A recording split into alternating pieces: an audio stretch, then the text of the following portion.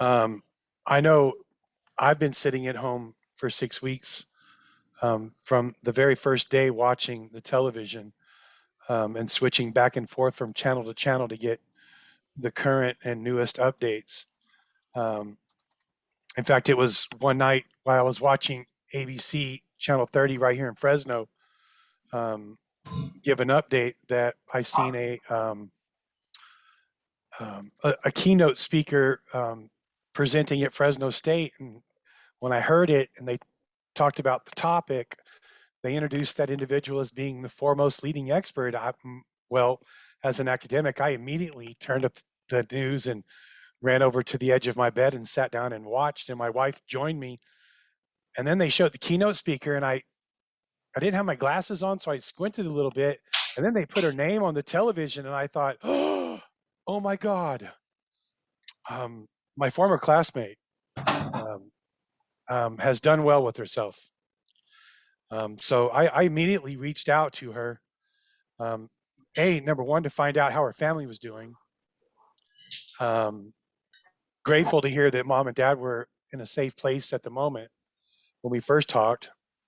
And then when mom and dad were actually across the border and back to a safe spot, and she could really consider an opportunity, I asked her if she wouldn't come give us something similar here at Madera Community College for our students and staff and our community to enjoy.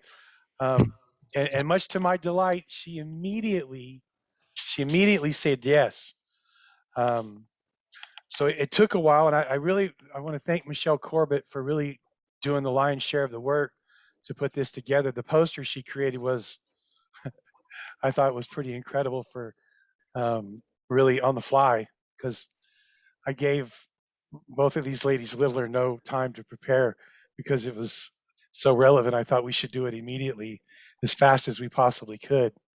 But first, let me introduce my friend to you. She's a professor in the Department of Political Science at Cal State University, Fresno. She received her PhD in political science from the University of Nevada at Reno. That's after she left Fresno State in the postgraduate studies program when we graduated. Her research focuses on incredibly important topics such as nationalism, identity politics, and human rights in the countries of the former Soviet Union. So to say she's the foremost leading expert, I think, is an understatement for the world that currently exists in that region of the world. She has published in the nationalities papers, the Ethnopolitics, Ideology, and Politics Journal, and the East-West Journal of Ukrainian Studies. Her latest research projects examine the issues related to statelessness and national identity in Eastern Ukraine. And so incredibly pertinent to what's going on in the world. So enough of me, time for more of my friend. You're going to enjoy this. Please, folks, enjoy this and welcome my friend, Dr. Nataliia Kasianenko. It's all yours. Have fun. Thank you so much, Professor Mask.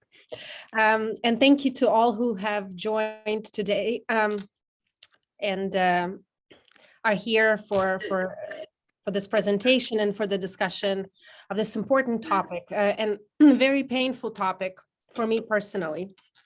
So I'm really looking forward to this opportunity to talk about presenting a bit of a personal lens with regard to what's happening in Ukraine on the ground, based on my communication with family and friends back home.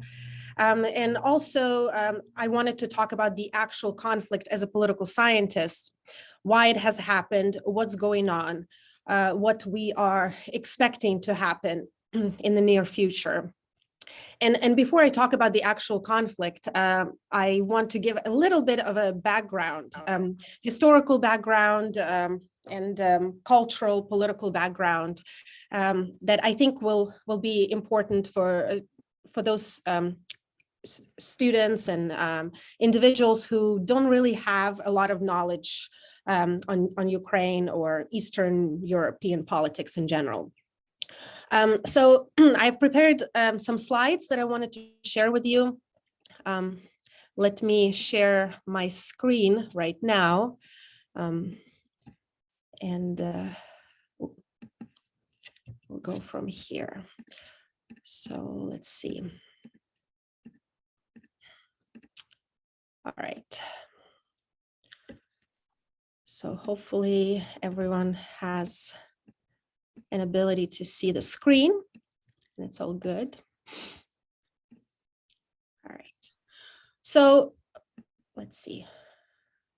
So as Professor Mask mentioned, I am a professor of political science, and I'm focusing in my research and teaching on the politics of Eastern Europe.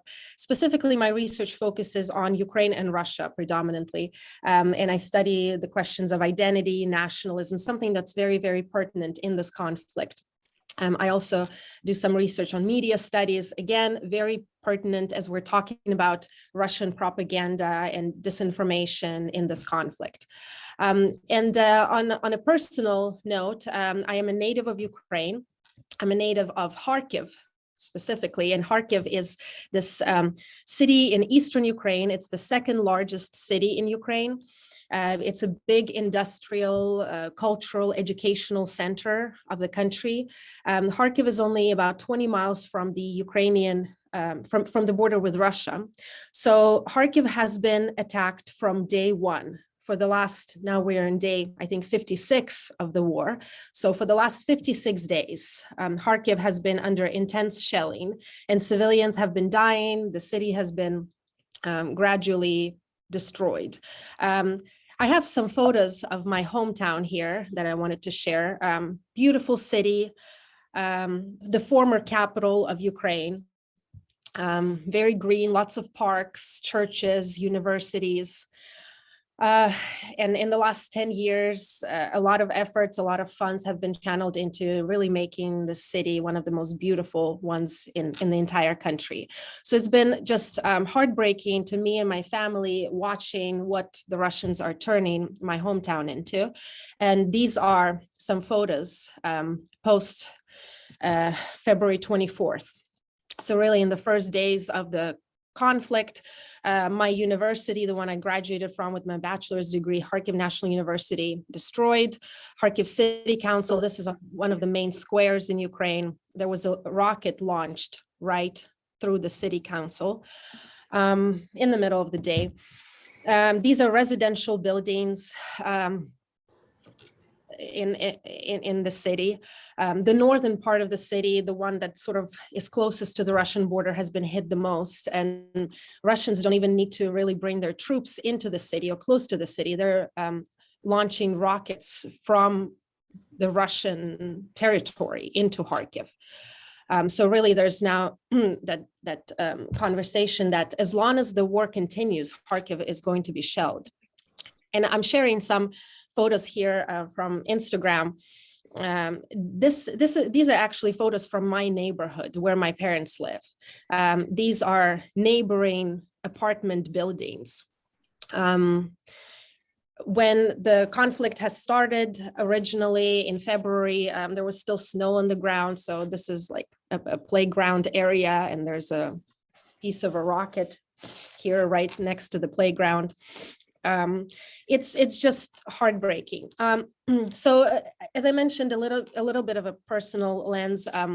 My parents were in this neighborhood when the conflict has started. They just visited me in Fresno a few months ago, and this is the photo of them leaving Fresno airport in January. There's my daughter, their granddaughter. They were super happy and happy to see all of us, but also happy to return home. And these are some photos that my mom shared just essentially a month and a half later.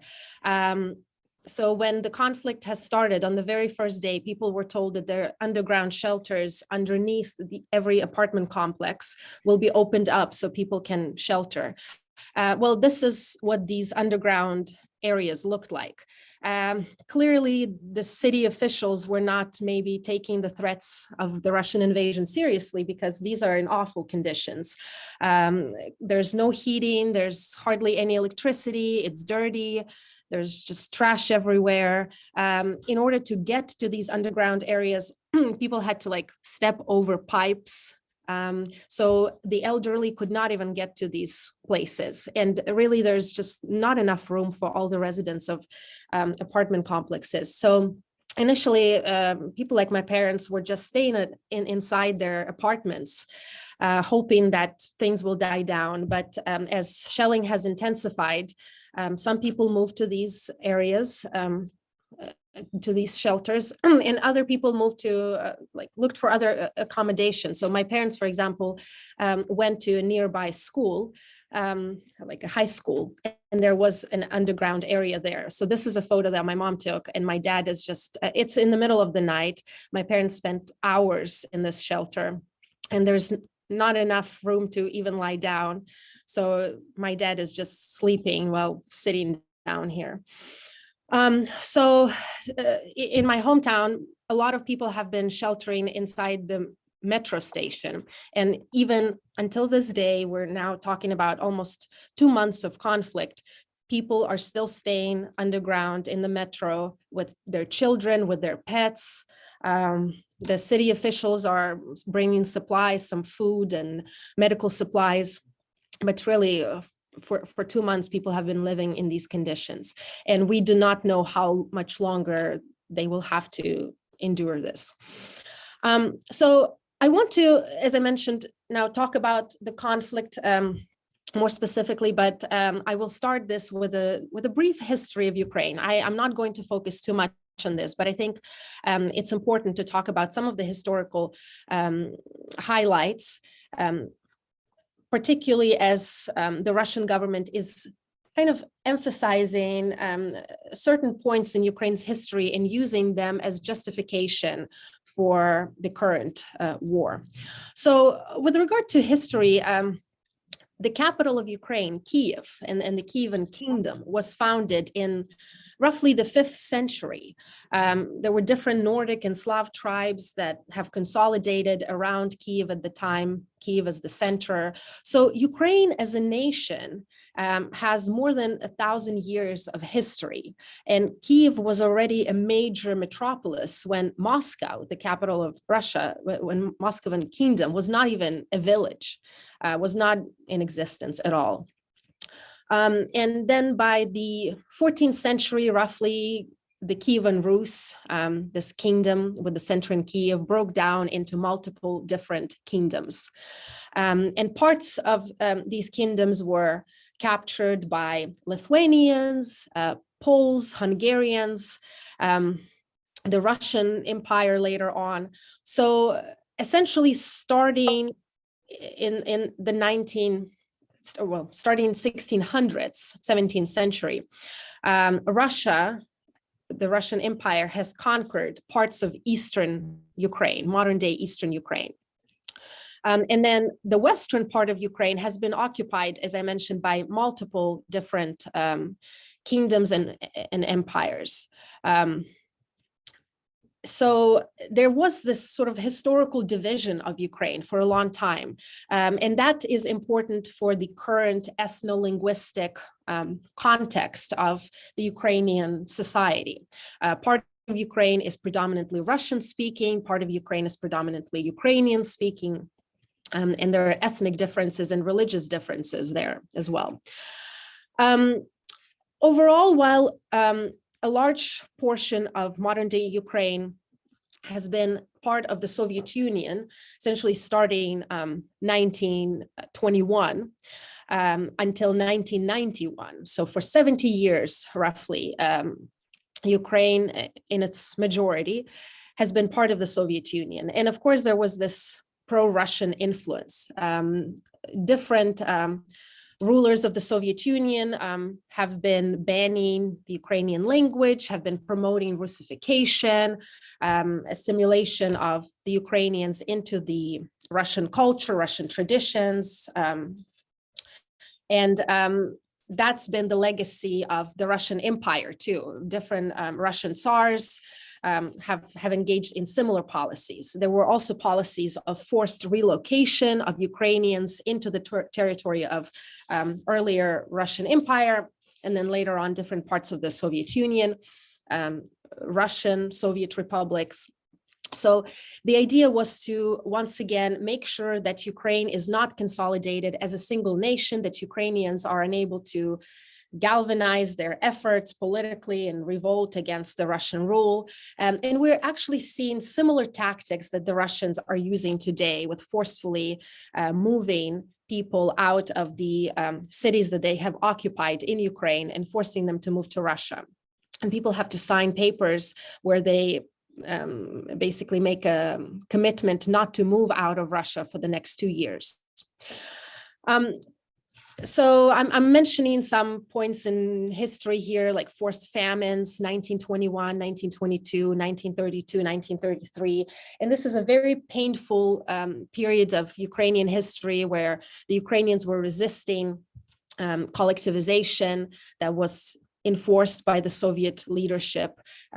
Peasants were forced to join collective farms, and initially they refused. So basically grain, food was withheld from Ukrainians for a series of years here, and they were just left to starve. So it was a forced famine.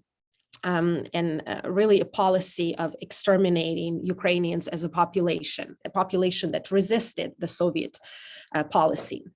So to speed things up, I don't want to focus on history too much, since I want to focus on the current events. In 1991, essentially, the Soviet Union breaks down and their Ukrainian Soviet Republic ceases to exist. We now have independence, and there was a referendum conducted just a year prior in Ukraine, and over 90% of Ukrainians at the time voted in favor of independence from the Soviet Union. As a legacy of the Soviet background, Soviet history, Ukraine was left with extended economic ties to Russia. I would even say economic dependency, and to some extent political security dependency on Russia, on Moscow, energy dependency on Russia. And Ukraine was also left with some nuclear arms that have been essentially left on the Ukrainian soil by Moscow after the collapse of the Soviet Union. In the years that followed, Ukraine made the decision to completely denuclearize. And this was done under economic pressures. Maintaining nuclear weapons is quite costly, right? And this is the quite painful period, 1990s, when all the post-Soviet republics are experiencing economic difficulties of transition. But also under the pressures from major powers, from Western powers, to denuclearize. In exchange for denuclearization, major powers, the United States, the UK, and Russia, offered security guarantees to Ukraine through the Budapest Memorandum in 1994, essentially making a promise that Ukraine's sovereignty and territorial integrity will remain intact if Ukraine gives up its nuclear weapons. As we know now, the Budapest Memorandum was not upheld, and basically that agreement broke down. Now, this sends a powerful message, I want to say, to other countries around the world, right? These days, it's very clear to states that want to gain nuclear weapons that it's probably a good idea to have nuclear capabilities today if you want to maintain your security and sovereignty and territorial integrity. So that creates quite a dangerous world moving forward. Now, as I mentioned, the history of Ukraine has contributed to certain ethnic composition of the Ukrainian population, to where eastern and southern regions of Ukraine are predominantly populated by ethnic Russians, Russian language speakers, and western and central portions of Ukraine are predominantly consisting of Ukrainian language speakers and people who consider themselves to be ethnic Ukrainians. these ethnic divides, starting in 1991, Ukraine's independence, have been politicized continuously around the times of elections, presidential and parliamentary elections. So we've had for now close to 30 years, pro-Ukrainian, or rather pro-Western candidates versus pro-Russian candidates. And of course, people in the center and West had expressed more of a support for pro-Western candidates, those politicians who pledged European future for Ukraine, closer ties to Europe, to the United States, to the EU, and later on potentially joining NATO, joining the European Union, versus pro-Russian candidates who played on these allegiances and these economic ties, family ties between Russian speakers in Ukraine and Russians in Russia, and really were selling this idea that Ukraine is better off with closer ties to the Russian Federation. We have more cultural ties there. We have similar religion. We have similar economic background. We have that shared history. And basically, we have these economic ties and energy dependency that puts us in a better position economically and politically if we're allies with Russia. So for consecutive cycles of elections, we had pro-Ukrainian politicians and presidents versus pro-Western presidents versus pro-Russian presidents. I wanted to mention here that in Crimea, the situation has been consistently distinct because most residents of Crimea are ethnic Russians. They always had very close ties to Russia. After the dissolution of the Soviet Union, Russia has negotiated with Ukraine to maintain the presence of the Russian Navy force there. Basically, this was sort of a lease agreement that was extended continuously for decades. And Russia really paid close attention to Crimea. It wanted to preserve its ports, its naval forces in Crimea. So that was of strategic importance to Russia always. Now, I want to kind of move forward a little bit to the events of 2013 and 2014. This is the time when Euromaidan revolution took place in Ukraine. So basically, the revolution has started as a series of protests against the decision of the Ukrainian president, who was pro-Russian in his orientation originally, not to sign an association agreement with the European Union. So for many months, President Yanukovych promised the Ukrainian people that we will sign this association agreement with the EU. This was not the EU membership. This was simply an agreement that would promise closer ties with the European Union and visa-free travel to Europe. And Ukrainians were really looking forward to that. Then just weeks before the Euromaidan revolution took place or was started, Yanukovych reversed his decision abruptly without considering the public opinion. And he met with President Putin. Some deal was made behind closed doors where Putin promised financial assistance to Ukraine, discounts on energy. And the president of Ukraine, Yanukovych, came out and said, we will no longer sign an association agreement with the EU. We will instead make closer ties or pursue closer ties with Russia. And people were really upset by that. So students, young people, went out into the main squares, primarily in Kyiv, and started a peaceful protest against this decision.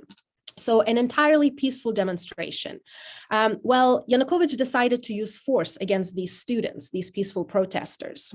They were beaten, a lot of them were arrested. And this is where the entire Ukrainian society got really upset with this event, and everyone sort of flooded these main squares of Kyiv, regular people, people who were Russian speakers and people who were Ukrainian speakers. And once again now, Yanukovych decided to use force against the protesters. There were quite a few deaths. Over 100 people died as a result of these clashes between the security forces and the peaceful protesters. So really, the revolution started as simply an outcry against this political decision, and then it evolved into a demand for Yanukovych to resign after violence started, after the use of force was initiated by the Ukrainian president. So as a result of the Euromaidan revolution that lasted for months, in February of 2014, Yanukovych, the president of Ukraine, flees. He leaves Ukraine and he runs away to Russia. And now we have that vacuum of power in Ukraine. There has to be new elections organized, new parties that are emerging. And this is the time of opportunity for the Russian Federation. So after Yanukovych flees in February, in March, there are, they were called Little Green Men, men in unmasked, unmarked military uniforms show up in Crimea, and they deny any claims that they represent Russia. They just take over major governmental buildings with force. They have guns, but essentially they take over Crimea without much fighting. Again, Crimea had a lot of pro-Russian moods at the time. There is a lot of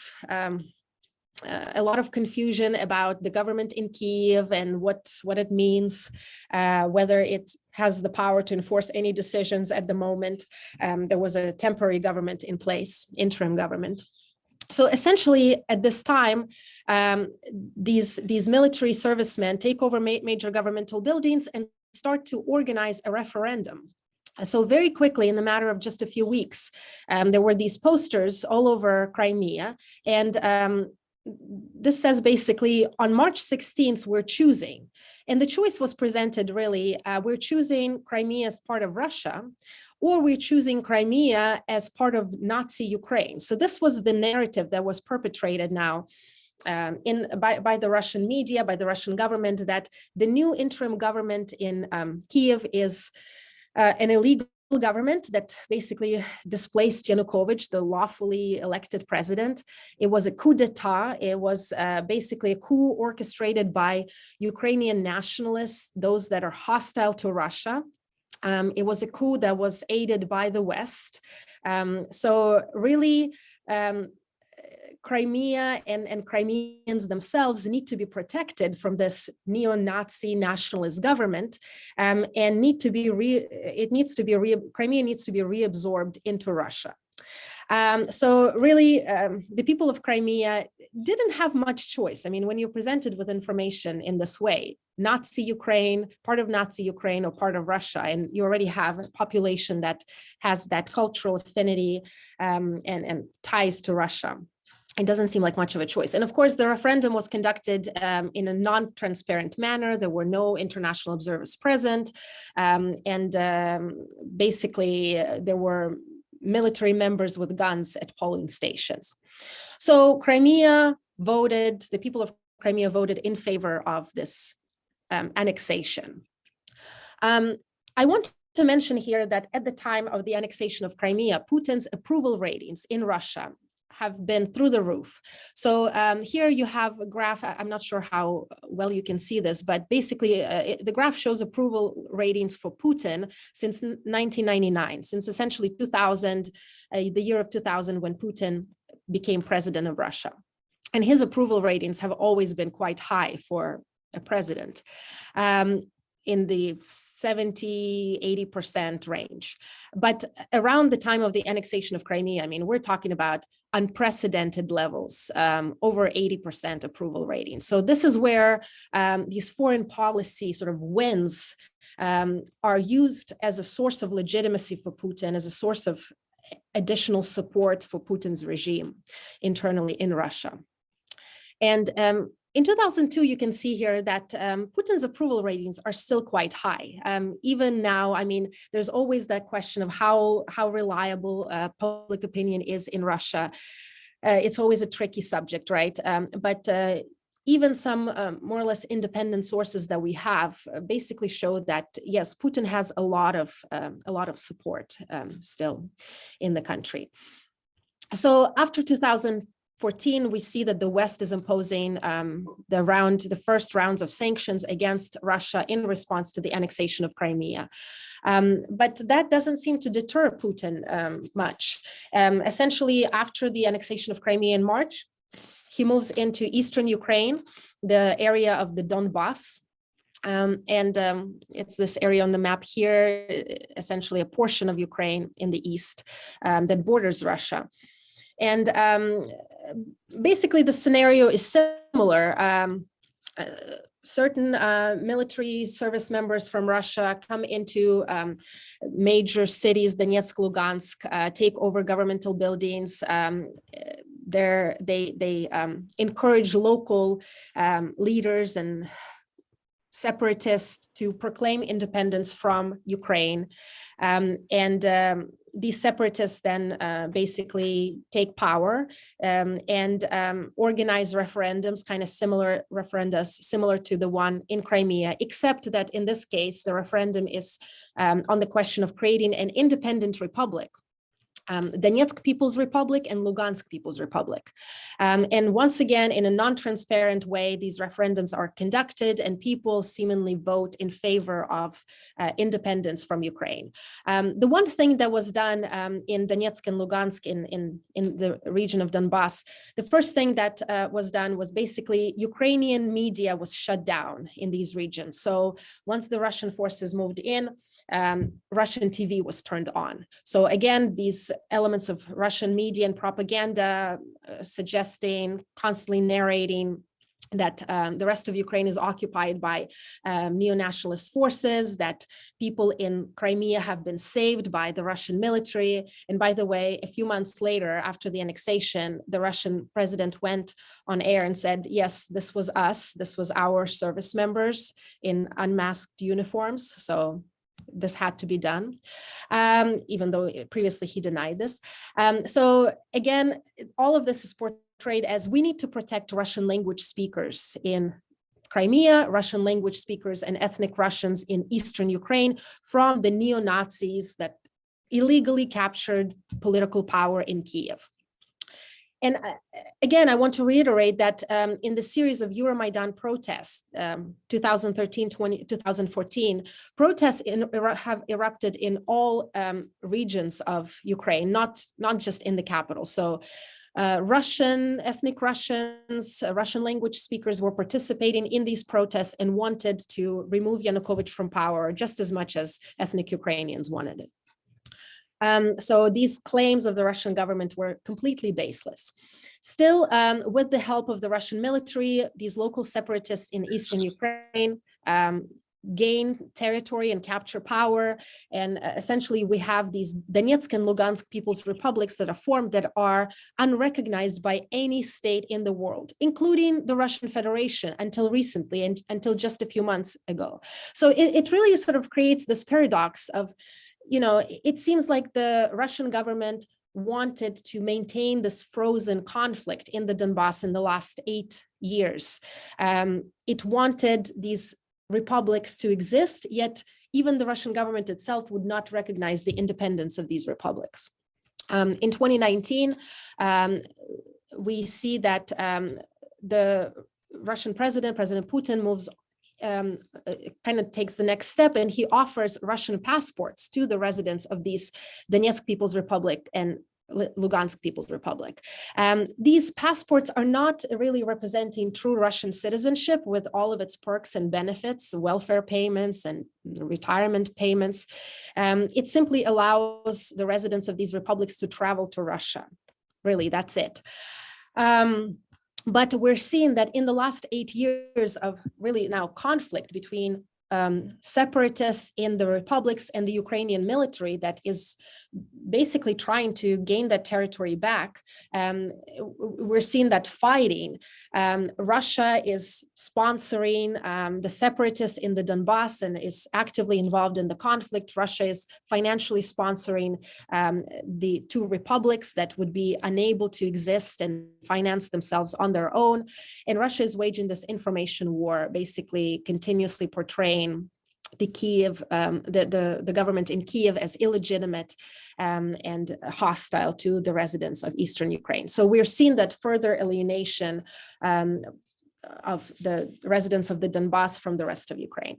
Now, in the rest of the country, in the rest of Ukraine, what we're seeing after 2014, after Yanukovych was ousted, is that we have a pro-European, pro-Western president elected, President Poroshenko.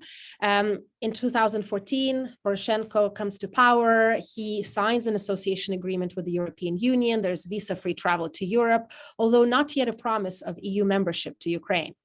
There's overall rising patriotism in Ukraine because of the Russian aggression. People are kind of banding together and they are standing stronger and more united behind the Ukrainian government. There's these stronger elements of civic nationalism, that allegiance to the state, to the Ukrainian government. There's a policy of Ukrainization that's being implemented a little bit more. And this is not to say that the Russian language is, Russian language speakers are discriminated against. It's simply a policy of supporting Ukrainian language in schools, promoting more education in Ukrainian, because before 2014, some schools were completely Russian speaking.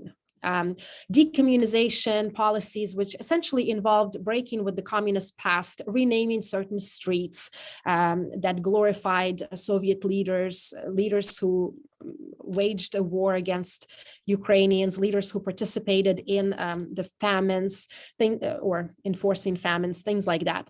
Censorship of Russian books, films, and media that glorified the annexation of Crimea. So these were not outlandish policies in any way, shape, or form. These were just nation building and policies that basically supported Ukrainian patriotism.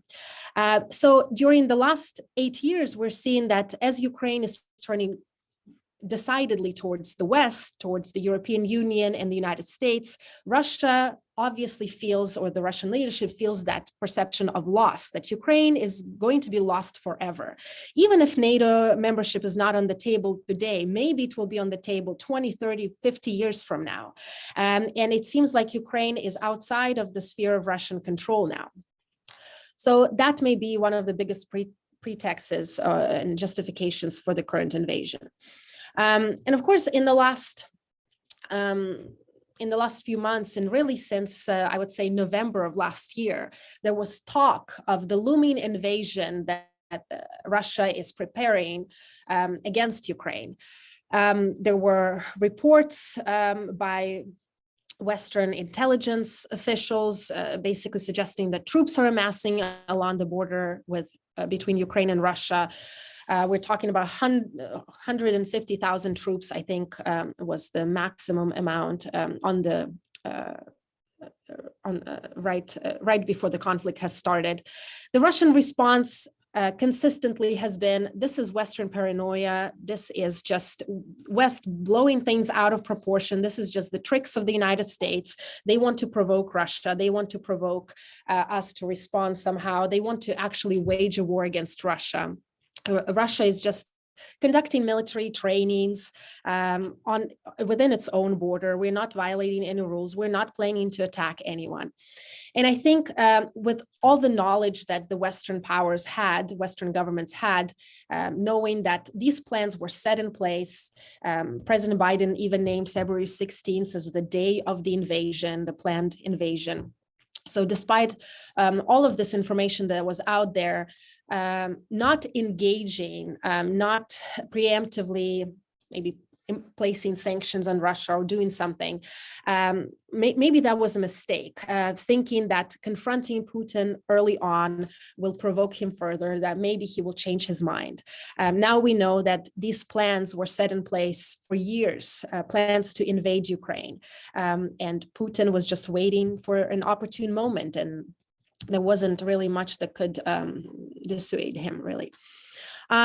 So one question that is consistently circulating out there is why the war against Ukraine at this particular time? Why now? Why not in 2014, when Russia was already basically annexing Crimea and engaged in eastern Ukraine. So overall, there's this argument that right now is a perfect window of opportunity. Russia's influence in Ukraine has weakened. Pro-Russian candidates do not have hardly any support, or haven't had really any support. President Zelensky, who was elected in 2019, was largely a pro-Western candidate, and he received, if I remember correctly, 72% of vote in the elections. So this overwhelming support for the idea of Ukraine closely tied to Europe. The West is weakened and distracted by the coronavirus pandemic, by economic difficulties post-pandemic. In general, Western democracies have been seen as weakened. And of course, the pull out of troops from Afghanistan in Russia has been seen as a sign of weakness of the United States as a leader of the free world, as a hegemonic power declining. So potentially this was the window of opportunity that Putin saw. And in terms of the plans, it's very difficult to get into Putin's head, obviously, but there's been this argument that he wants to recreate the Soviet Union, and he wants to go beyond Ukraine and capture other post-Soviet republics, former Soviet republics like Georgia and Belarus and Latvia, Lithuania, Estonia. It seems clear now that he had plans to initiate regime change in Kiev, replace President Zelensky with a new leader, and create some sort of puppet regime that would be controlled by Russia, by the Kremlin. What makes it really puzzling, though, is the aggressive military campaign that Russia is waging with the plan of initiating regime change. How is it that the Russian leadership expects the new regime to have any sort of legitimacy when it so brutally attacks civilians? That's very puzzling, particularly as Russian language speakers are attacked in eastern Ukraine, and just civilians, thousands are killed. It's very hard to understand the thinking there. In terms of the like sort of what's happening in Russia itself, and what justifications have been used by the Russian government. These are the posters, billboards that showed up all around Russia on the day after the start of the war, on February 25th. Basically, it's the quote of Putin saying, "They're leaving us no choice, no other choice." Putin has released a series of speeches on the eve of the invasion, suggesting that Ukraine is not a sovereign state, that parts of Ukraine were gifted to Ukrainian leaders by the Soviet leadership, and this was clearly a mistake, that Ukraine does not have any legitimate claims to statehood, that Ukraine is used as a pawn of the West to destroy Russia, that the attack on Russia itself was imminent from the territory of Ukraine. And of course, the claims that Ukraine has been controlled by neo-Nazis, by fascists. This term has been used a lot. And there's this need to protect the Ukrainian people from this neo-fascist regime. So really the whole military operation, so the term war is essentially prohibited, outlawed in Russia. And the only term that is allowed to be used is special military operation. Special military operation to protect the people of the Donbass and to protect the Ukrainians, essentially by shelling them, apparently. That's the plan. What's been very concerning reactions in Russia. On March 18th, this was the anniversary of the annexation of Crimea.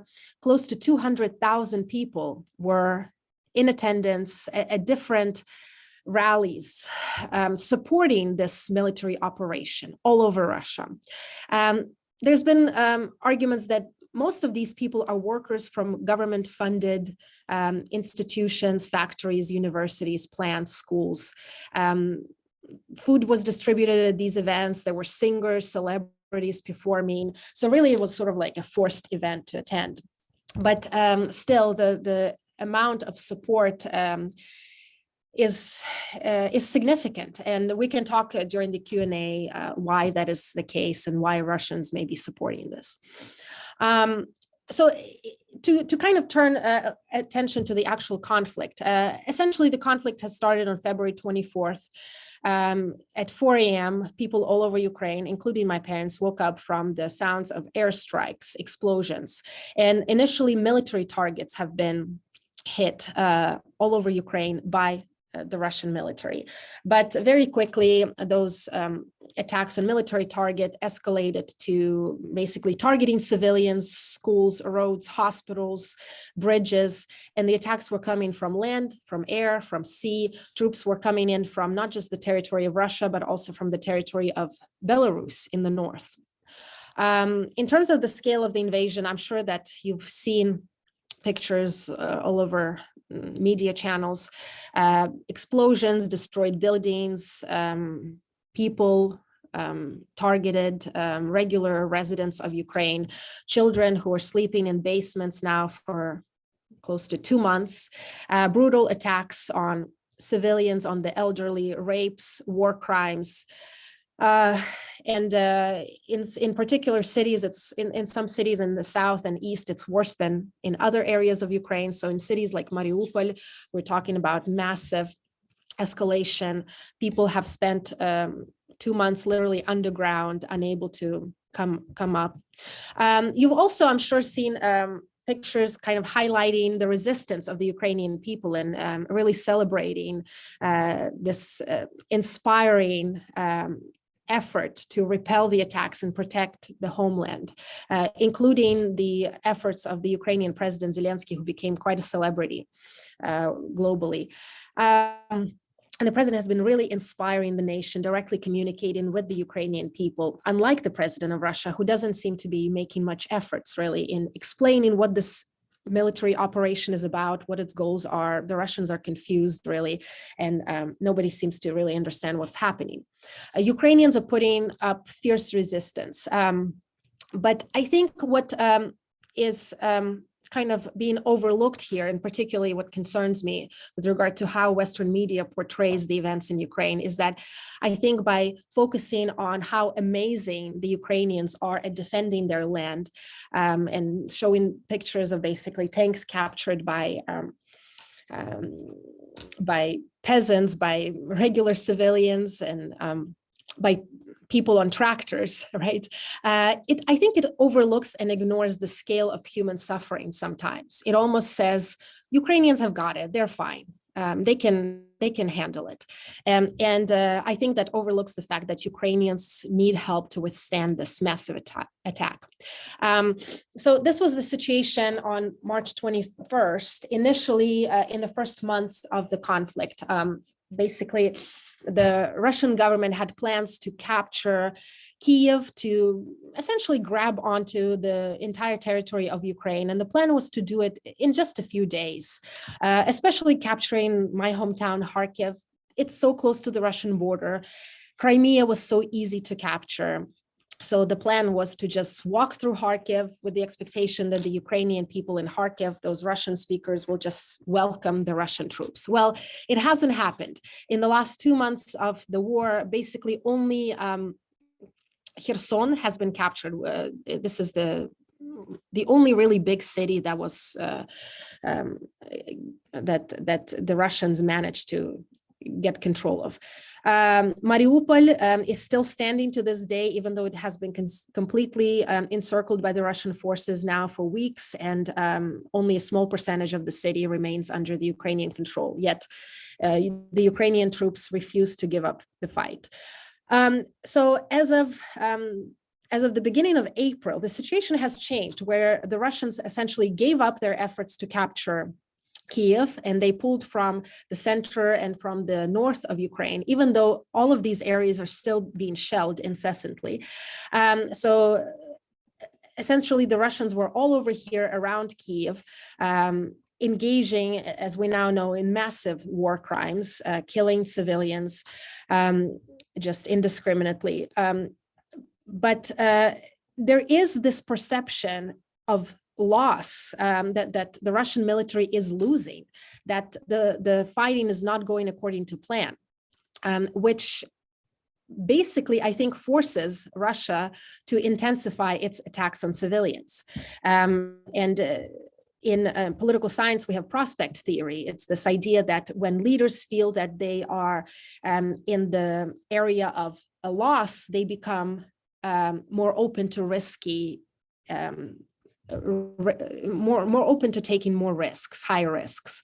So I think that's what Putin is doing right now, basically allowing these attacks on civilians, these war crimes to happen. Specifically in Mariupol, initially, close to 300,000 people were trapped in the city, encircled by the Russian forces.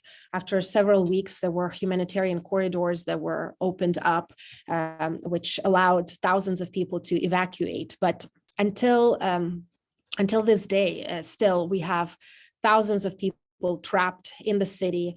They have to hide underground because there's now street fighting. People have to bury the dead inside their yards. You've probably seen images of attacks on maternity wards, on the theater where children were hiding with the clear signs, children, and still that did not deter Russian pilots from attacking these areas.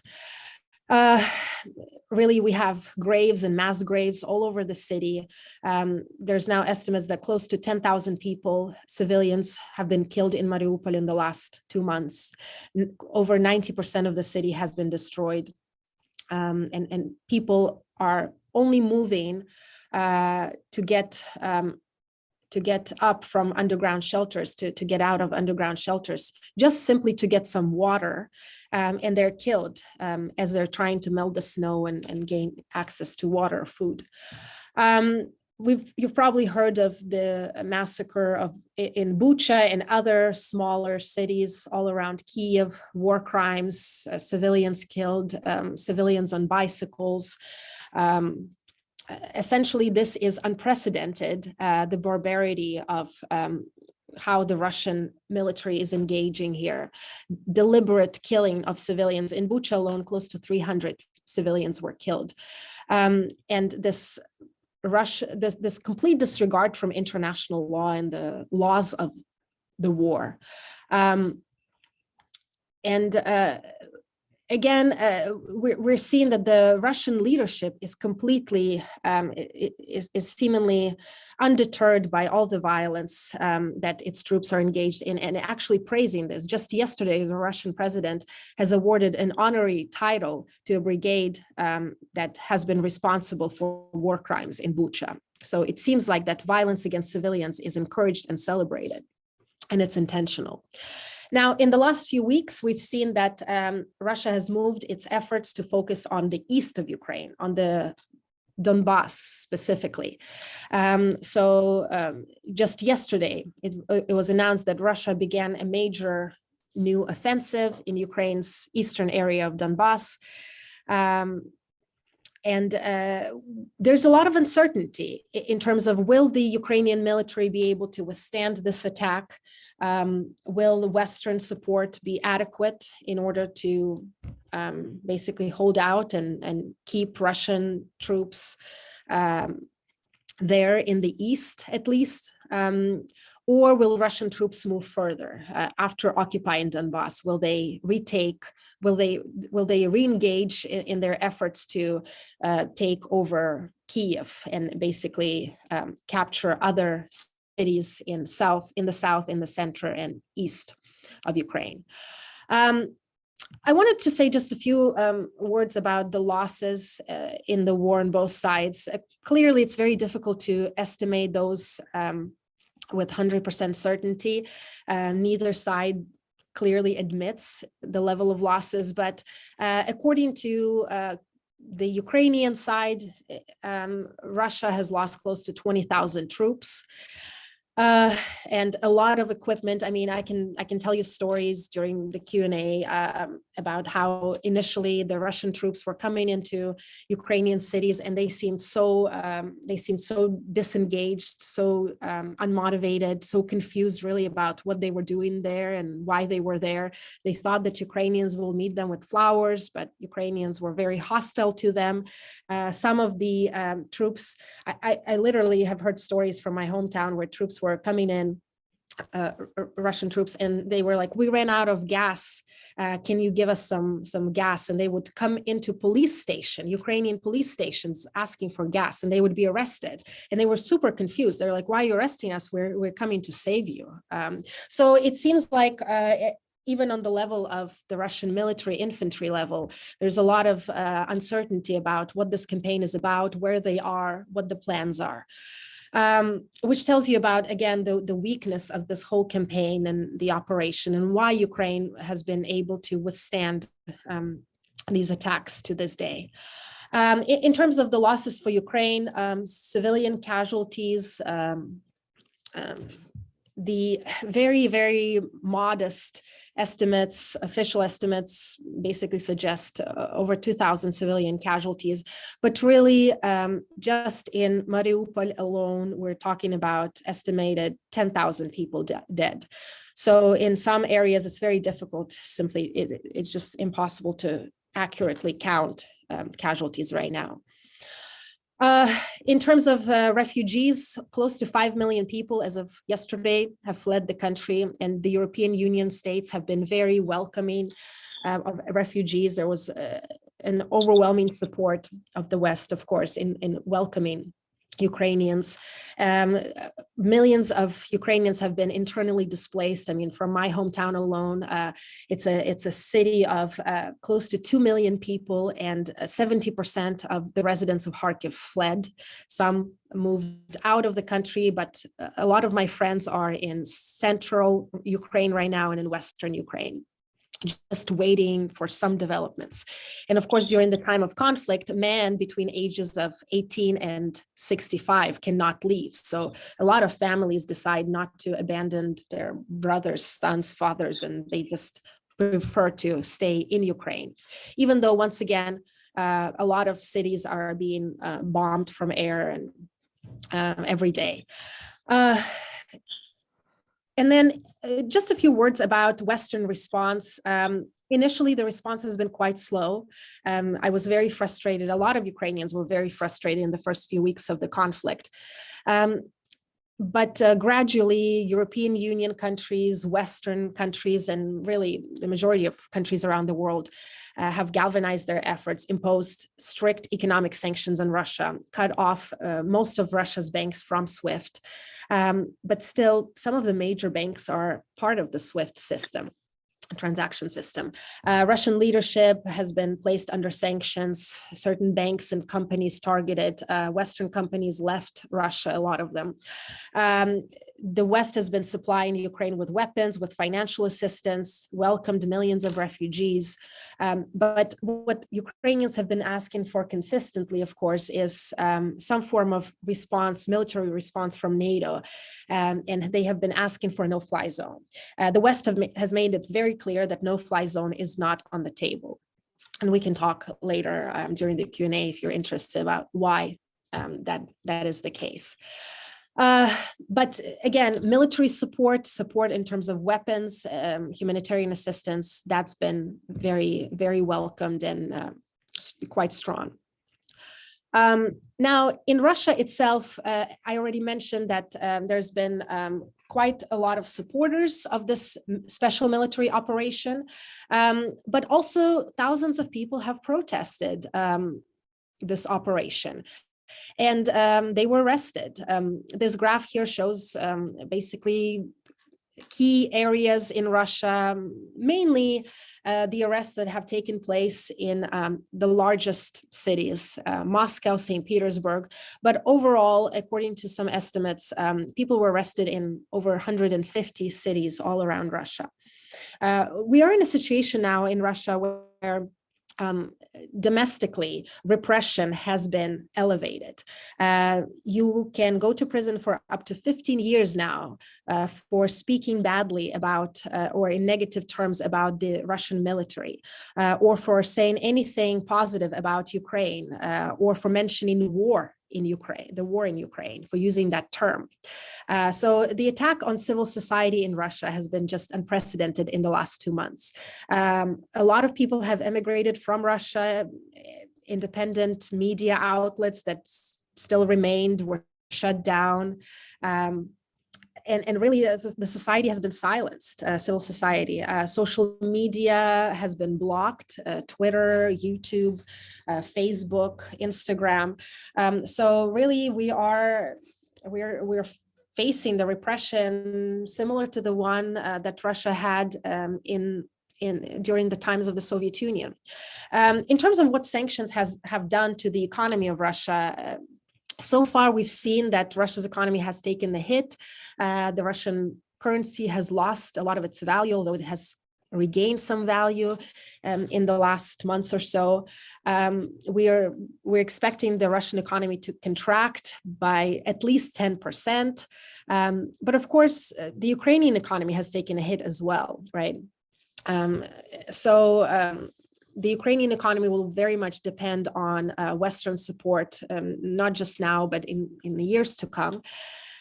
Will the sanctions against Russia do anything to change Russia's behavior with regard to the war? It's very difficult to say that. It seems like the Russian government has been preparing for this war for years, moving some reserves to offshore accounts, amassing gold reserves, amassing foreign currency reserves. So at least verbally, the Russian leadership is saying that it's prepared for sanctions. It's been prepared for sanctions. Those sanctions would happen regardless of the conflict. That's how it's sold to the Russian public. But we know that the Russian economy is in trouble. For now, it's able to withstand the crisis, but in the long term, we're going to see negative effects on the Russian population. Now, will that involve? Will that involve some sort of response of the Russian leadership or the Russian population? It's unclear. Well, I have some error here that has occurred. Sorry about that. I'm kind of close to finishing up here, since I want to leave some time for Q&A.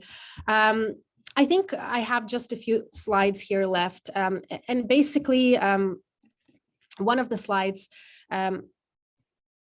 discusses this notion of why should we care about what's going on in Ukraine. And I think we should care for multiple reasons. One of them being sort of political reasons, that Russia doesn't seem to be intent on stopping in Ukraine, that Russia will likely move forward and lay claims to other countries and move closer to the EU border. We're talking about a major war now in Europe. So it will have political effects on the entire European continent. And it matters to us as a Western power, as a country that defends democracy all over the world, or at least pledges to defend democracy all over the world, to show that we are standing united. It sends a powerful message to the autocrats all over the world. Will we defend democratic countries? Will we defend our allies? Or is it just empty words? I think a lot of Ukrainians today, and that's been the message that I've been receiving from my friends and family, they're just demoralized and they're disappointed by the West in general, because for the last 8 years, Ukraine has been firmly aligned with Europe, with the European Union, with the West, with the United States. So there was that expectation that the West is going to offer some sort of protection and support. And at least in the first months of the conflict, it seemed like the West was just kind of standing by and observing. Will Ukrainians win this war? Can they withstand the fighting? We'll just sort of hand them some weapons and wait to see what happens next. And that's just been so so unsettling and so disappointing to a lot of Ukrainians. Economic factors, of course, global oil prices, wheat prices, value of stocks, all of that impacts people all over the world. So the conflict, the longer it takes place, the worse we're off in terms of those commodities. And then the considerations of morality, right? Who we are as a country. Are we really the leader of the free world? Can we just sit back and observe the violence? Is this something that we should be doing? If we have the capacity to do more, if we literally have the weapons and the capabilities to stop this conflict and stop Russia, it's clear now that the Russian military capabilities are not that strong. So when Russians are targeting civilians, are we going to just offer our condolences and express concern, or will there be something more? And then I have one more slide that basically suggests how the war might end. It's, of course, speculation. It might be an extended conflict with Russia capturing some cities and not being able to hold on to those cities, because it's one thing to gain control of the territory, but keeping that territory, keeping that control is a completely different story. The second scenario, a new Iron Curtain, maybe Russia will capture Ukraine or at least portions of Ukraine and reimpose basically repression there. And we're going to see kind of Western Ukraine as a buffer zone, maybe between NATO member states and Russia. And scenario number 3, a NATO-Russia war. I think the concerns about World War III are largely overblown, and it's kind of maybe detracts attention from what's really happening on the ground. But the Russian leadership has been acting very irrationally lately, so we can't completely exclude this scenario. So I'm going to stop here. I'm going to stop with a picture of my parents as they left Kharkiv, moved through the entire Ukraine, and crossed the border into Poland. This is pictures of them in Poland. They are now in the United States, in Fresno. So that was one area where I kind of relaxed a little bit, and I was able to breathe and restart my work, knowing that at least my parents are safe. But a lot of family members and friends are still in Ukraine, so there's a lot of concern there. I'll stop here to allow for questions and comments. Thank you very much for your attention. Nataliia, thank you so much. Enriching and totally captivating. I'm sure I have questions forever, and I'm sure our group that joined us today have questions as well. I'm going to try and put this on a different screen so I can see hands pop up. If you've got a question, please feel free to raise your hand, and I shall call upon, unless how on earth?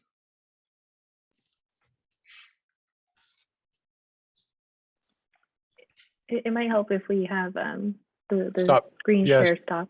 Yeah, stop screen share. There we go. And I have a question, if you don't mind, Bill. Go ahead, Lynette. You got it. Hi, Nataliia. Thank you so much. Like, wow. First of all, I feel so very privileged to have been to be here today and to hear your story and for you to share it. Your bravery is just inspirational. I don't know that I would be able to sit through and talk about, you have family members, you have friends, this is your home country. Wow, like, just kudos to you. I'm in awe. When, throughout this whole time, we're in day 56, I think you mentioned, of the war, there's a sense of, well, there's a lot of feelings, but there's a sense for me personally as like a uselessness. Like, what do I do? Right? Like, what do I do?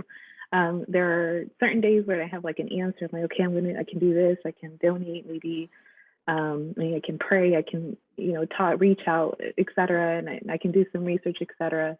But I would love to hear your perspective, since you're also local. You're here in Fresno, locally, and since I know as well a lot of students are on the line. What can we do? What can a Madera Community College student, or faculty, or staff, What can we do to support you, to support Ukraine, to support its people? Yeah, I actually had one more slide that talked about what you can do. I mean, but you kind of summed it up really well in terms of sort of supporting different non-governmental organizations with donations, those that are really on the ground. So funding, support, but also I would say smart consumption of information, because surprisingly, there's so much disinformation out there, even in the West. The Russian media is working very actively to promote these narratives that, you know, Ukraine is, first of all, is a fascist state, that Ukrainians were planning an attack on Russia, that the United States is planning an attack on Russia through Ukraine, that the US has been trying to nuclearize Ukraine and create nuclear weapons, that Ukrainians were also preparing to create chemical weapons.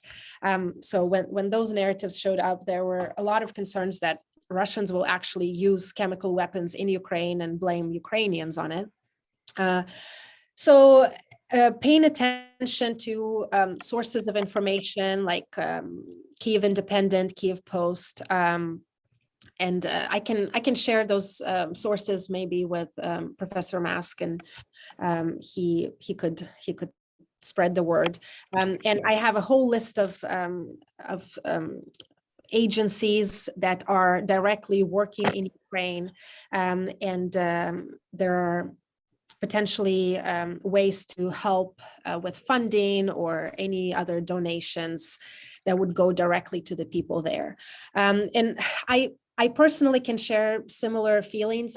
I feel very, very useless, really. I feel like all I could do really to help is talk, promote, kind of spread the word about what's happening in Ukraine. I have family in Russia, and it's been very painful even talking to them and sharing information with them, because it seems like despite our close family ties, they're still kind of believing in the Russian narrative. So once people are tuned into certain information channels, it's very difficult to convince them that things are different, even if people are on the ground there and reporting. So again, I would say smart consumption of information is key. Thank you. Thank you for that. Others out there, anyone else have a question?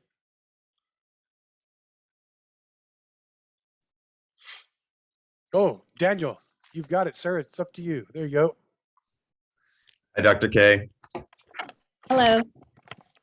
I figured I have tons of questions, obviously, but I always do as in your classes. I guess I want your perspective on where you see this ending up. And you know, I just don't, from being there, I know, I think I have Willoughby from South Africa was with me when we were in Ukraine on that base, and I just don't see this ending anywhere. And I'm wondering what your thoughts are now from the last Zoom. We talked prior where they had Penn State and the other professors talking about you know, where no, he's not going to do that. He's not going to go this far. Well, he obviously is, and he's obviously a madman. So what do you think the end game is? It is very, yeah, it's a very good question. And it's very difficult to make any sorts of predictions. I always say in my classes that political scientists are not good at predictions at all. And I myself, coming from Russian speaking area of Kharkiv, despite all the reports that were out there that, you know, Russians are on the border, they are ready to fight, there's intelligence reports suggesting that they will attack, I did not believe that they would attack until it actually happened. Most of the residents of Kharkiv were the same way. So that just tells you, I mean, I'm studying the politics of Russia, and I still did not think that this would be a rational decision for Putin himself, for the Russian government to engage in this type of attack. Maybe engaging in the Donbass since Russia was already there for many years. That seemed like a plausible possibility, but a full-on invasion of the entire Ukraine, I never thought about it. So that tells you how good I am at making predictions. But I mean, right now, as we are observing, if you asked me a month ago, I would say without much continuous Western support, Ukraine will just not be able to withstand these attacks, and Russians will probably start taking over major cities. It's painful to admit, but it's probably going to happen, and it's just a matter of time. We're seeing now that Russians have changed their strategy in the last several weeks and kind of are refocusing their efforts on eastern Ukraine. But still, that leaves the question of what comes next. As of now, I'm thinking it's probably going to be a very long conflict. I mean, quite frankly, the West seems very concerted in their efforts to continuously help Ukrainians. I'm sure that some of those efforts will fade as economic pressures are mounting on some European countries. There's still that energy dependence on Russia, and Germany seems to be kind of open to the idea of giving up its dependence on Russian energy, but it can't do it in the short term. So I'm thinking that the West will continue to support Ukraine, at least in terms of military aid. And until Ukrainians have the weapons to fight, they will keep fighting. There's no doubt about that. And it seems like the Russian leadership is quite frankly ignoring the costs of the war. I mean, tens of thousands of people are dead on the Russian side. There's massive economic losses. Russia is now a pariah in the Western civilized world. And yet Putin seems undeterred by all of that. And he continuously says that he's not ready to negotiate directly with President Zelensky. Just a few days ago, the Italian prime minister went and basically made the announcement that I tried very hard to make this meeting happen between Presidents Putin and Zelensky, and Putin said it's not time yet. And it seems like Russia really needs a big win before May 9th, before Victory Day. So they want to capture some big city at least, but I don't think he'll stop there. I think this will be a long conflict, and I think ultimately based on Putin's speeches and how he talks about Ukraine not having a legitimacy to exist as a state, and Ukraine as an independent pro-European nation being a direct existential threat to Russia's existence. To me, that signals that until Kyiv is captured by the Russian forces and until Putin essentially is alive and in power, the war will continue. And my quick follow-up is just, Willoughby was territorial defense, and I think he's somewhere online as well. But he went there from South Africa, knowing that if he comes back to South Africa with the Ukrainian passport stamp, that he's facing life in prison for going there to do that. And I was unlike that. It was just go to the embassy and talk to them, and then you could go do, if you're military. But my follow-up question is, do you think NATO is still relevant in this sense? NATO, it's that there's any type of the war that actually makes sense, we should be involved in, that we're going to let paperwork get in the way and send old tanks and do just the bare minimum that we can? I think NATO makes sense, and it's even growing in its relevance in the context of what's happening in Europe. And the mission of NATO is to protect NATO member states, right? So the fact that now more countries in Europe want to join NATO, it's a signal that NATO is more relevant than ever. The problem is that NATO has not pledged to protect non-member states, right? And in general, what does it mean when a nuclear-powered country is threatening a NATO member anyway, right? I mean, these are very difficult questions, but I think what NATO is doing right now is clearly not enough to deter Russian aggression, right? No question about that. But in terms of the goals of NATO as an organization, I think, at least for now, NATO is pledging that it will secure those members of the organization. It's recommitting more troops to more funding to Eastern European countries like Poland and the Baltic states. I would say there were troubles with NATO as an organization for many years, and particularly in the United States and the Trump administration, there were a lot of, concerns over NATO legitimacy. Now, I think NATO legitimacy is reinforced by this security threat in Europe emanating from Russia. But can NATO stop Russian aggression even if Russia decides to attack a NATO member state? I mean, I don't know, right? That's a difficult question. Oh no, we'll find out NATO's relevancy if that happens. That's for sure. Daniel, good questions, good follow-up. Anyone else out there got a question before I pour my historical narrative here? I have one.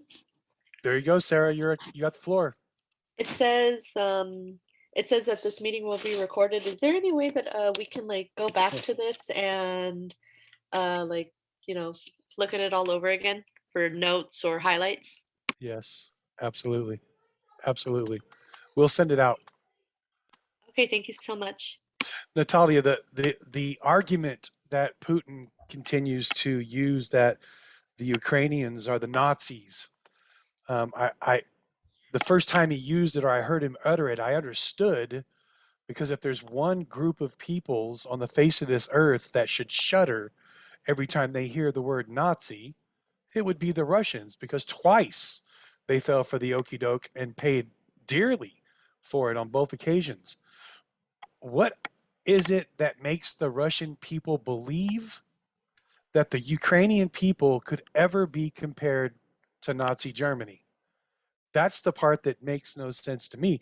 Are they taught something completely different in school versus what we are here in America? That's a really good question. So I actually did not mention this when I did a brief overview of the history, but during World War II, when the majority of modern day Ukraine was under the control of the Soviet Union, Western Ukraine, parts of Western Ukraine actually fought against the Soviet control, and they some nationalist groups there banded together and created sort of the nationalist organization called OUN, and basically that organization collaborated with Nazi Germany during World War II. That organization collaborated with Nazi Germany with the hope that if Germany wins against the Soviet Union, that part of Ukraine will receive independence from the Soviet Union. So those Western Ukrainians would rather be basically under German control than the Russian Soviet control.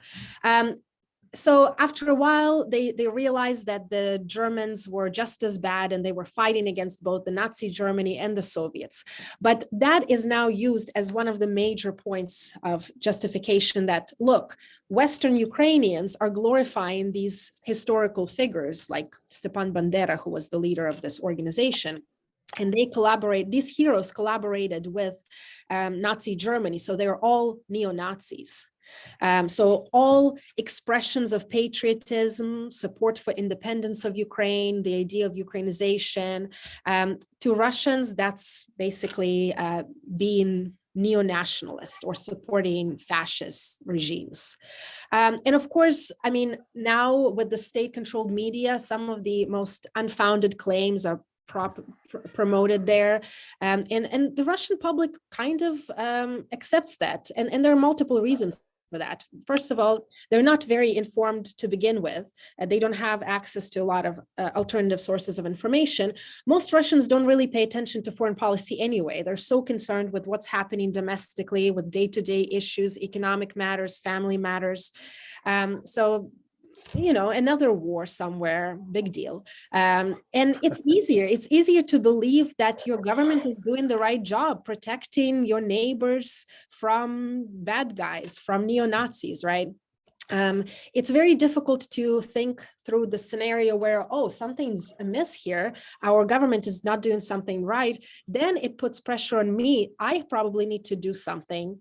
I need to stand up. I need to go out and protest and face arrests and imprisonment, you know, and that's difficult psychologically.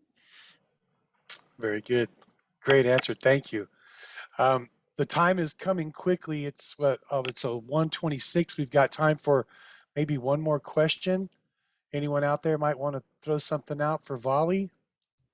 I have another one, but I don't want to take the time of a student if a student has a question. I don't see any others out there right now. Okay. So Well, you know, I have a ton of questions. So. yeah, we all But, do. Yes. Yeah, I know. Nataliia, something that you said that I want to come back to because I thought it was very important. The media representation here in the US tends to lean towards kind of like a hopeful message. So we do get a lot of Ukrainians are just badasses. They're just, you know, keeping these Russians back and they're doing great, which is, you know, true, good. But like you said, it kind of sends a false sense of security, I think, for us Americans, where we're like, oh, they got it, like they're good. So if I would like to encourage everyone, at least listening in, Bucha, is that how you pronounce it? Bucha, the city, Bucha. Horrendous, absolutely horrendous war crimes that were committed there.